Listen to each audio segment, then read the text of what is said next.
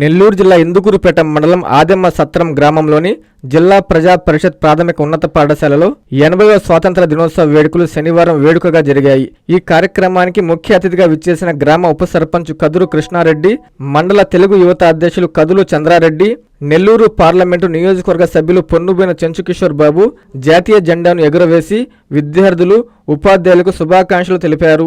ఈ వేడుకల్లో భాగంగా గత విద్యా సంవత్సరం 10వ తరగతి ఫలితాల్లో ఉన్నత మార్కులు సాధించి పాఠశాలకు మంచి పేరు తెచ్చిన ప్రతిభావంతులైన విద్యార్థులను ఉప సర్పంచ్ కదురు కృష్ణారెడ్డి ప్రత్యేకంగా అభినందించారు. తన సొంత ఉదారతతో ప్రతిభ చూపిన ఒక్కొక్క విద్యార్థికి 5,000 రూపాయలు నగదు బహుమతిని వారి చేతుల మీదుగా అందజేశారు.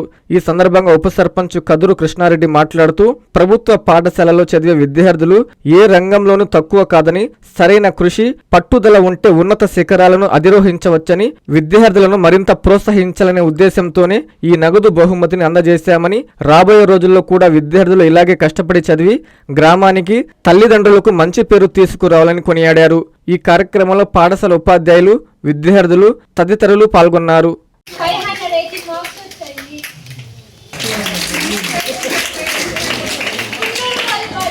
ఈ విజయానికి కారణం మా ఉపాధ్యాయుల బోధన, మా తల్లిదండ్రుల సహకారం, నా కృషి.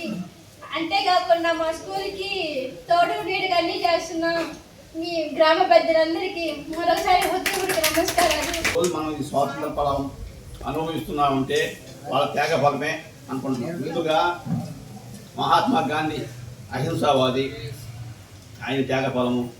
పోతే సుభాష్ చంద్రబోసు ఆయన కీర్తి, ఆయన శౌర్యము ఎంతగానో దీనికి ఉపపడింది. కాబట్టి మనము ఈ స్వాతంత్ర ఫలాలని అనుభవిస్తుంటామంటే వాళ్ళ శ్రమదానమని గుర్తుపెట్టుకొని మన అభివృద్ధి పనులను ముందుకు పోవాలని కోరుకుంటున్నాం. స్కూల్కి మన మేడం ప్రశాంతి మేడం కావచ్చు, బీపీఆర్ సార్ కావచ్చు, ఈ స్కూల్కి ఎంతో చేశారు వాళ్ళు. దేనివల్లంటే ఈ స్కూల్ స్ట్రెంత్ ఒకప్పుడు గణనీయంగా ఉండేది, చాలా ఎక్కువగా ఉండేది.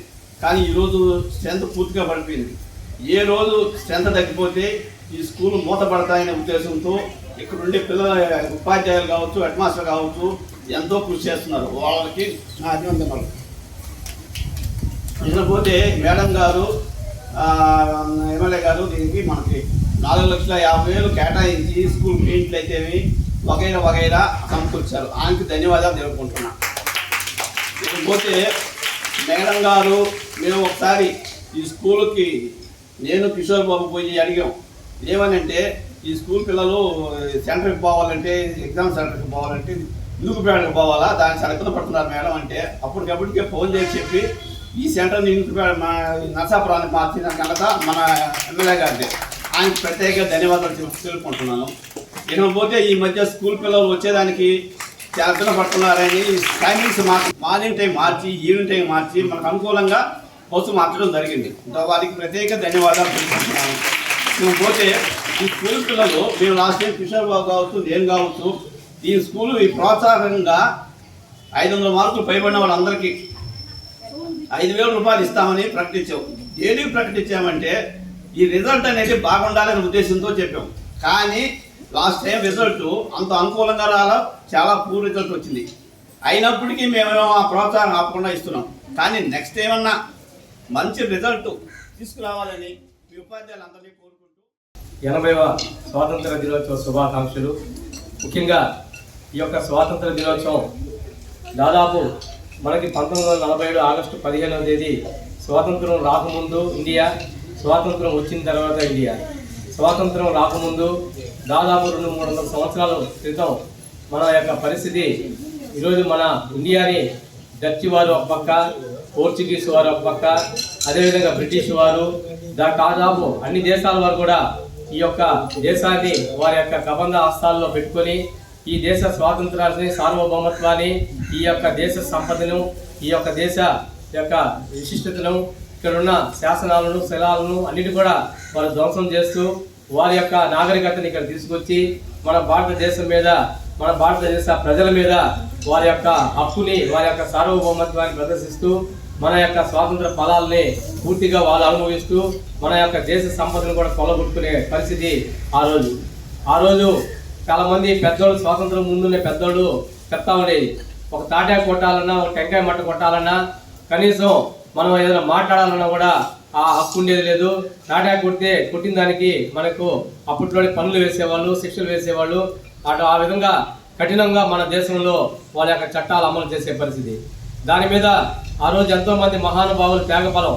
ఈరోజు ఆ రోజు ఎత్తుకుంటే సుభాష్ చంద్రబోస్ కావచ్చు, అదేవిధంగా గాంధీ తాత కావచ్చు, నెహ్రూ కావచ్చు, అదేవిధంగా సర్దార్ వల్లభాయ్ పటేల్ కావచ్చు, అదేవిధంగా బాలగంగాధర్ తిలక్ కావచ్చు, భగత్ సింగ్ కావచ్చు, అదేవిధంగా మన ఝాన్సీ లక్ష్మీబాయి గారు, సరోజిని నాయుడు గారి త్యాగ ఫలాలు ఈరోజు ఈ స్వాతంత్రం.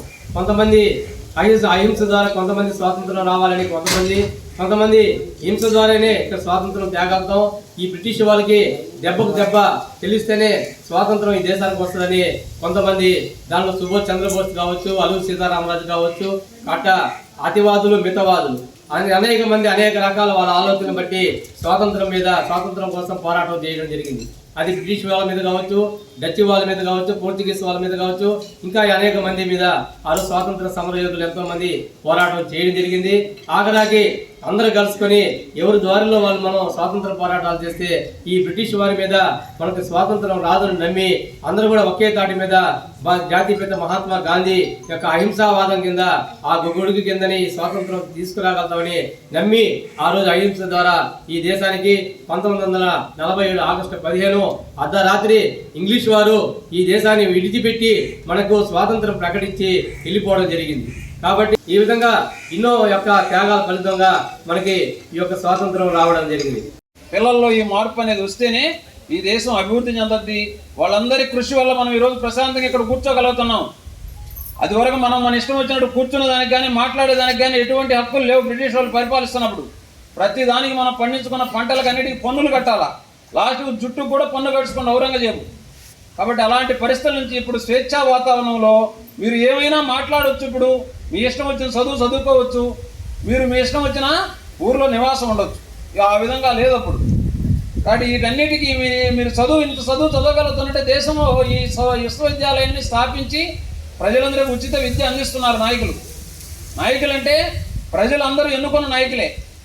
కాబట్టి మీరందరూ కూడా ఈ స్వాతంత్రోద్యమం యొక్క లక్ష్యాన్ని మన నాయకులు ఎంత త్యాగం చేశారు ఈ విషయాలన్నీ గుర్తుపెట్టుకొని మీరు కూడా మోటివేట్ అయ్యి మన తల్లిదండ్రులకు కూడా ఏదైనా తెలియకపోతే చెప్పి మనం అందరికీ అందుబాటులో క్యాన్సర్ వైద్యం ఇప్పుడు నారాయణ హాస్పిటల్లో. డిపార్ట్మెంట్ ఆఫ్ ఆంకాలజీ, మా ఆంకాలజీ నిపుణుల వైద్య బృందం doctor M Srividya, senior consultant medical oncologist doctor B Manobhiram, senior consultant surgical oncologist doctor B Gurusai Ratnapriya, senior consultant radiation oncologist. మహిళలకు క్యాన్సర్ స్క్రీనింగ్ పరీక్షలు కేవలం 1499 రూపాయలు మాత్రమే. Cancer specialist and dentist consultation. పురుషులకు క్యాన్సర్ స్క్రీనింగ్ పరీక్షలు కేవలం 999 రూపాయలు మాత్రమే. Cancer specialist and dentist consultation సంప్రదించండి. Narayana hospital, super speciality block, first floor, B3, Chintareddypalem, Nellore.